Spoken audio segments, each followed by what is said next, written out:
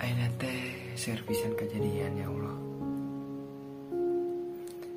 Indonesia seueur pisan kejadian-kejadian serta peristiwa anu ngalibatkeun nyawa sapertos corona, banjir, longsor, gempa jeung sajabana. Nah, atuh Gusti. Aya coba kos kieu. Sanajan sanes keluarga abdi anu jadi korban. Tapi asa nyeri ka hate abdi, kadangduna sedih serta cerik hate abdi. Asa teu tiasa narimakeunana. Tapi balik deui abdi kur jalmi biasa, taya daya serta upaya.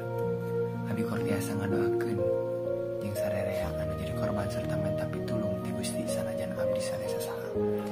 Tapi asa nyeri hate Gusti, tapi abdi kur jalmi biasa nu kudu ikhlas.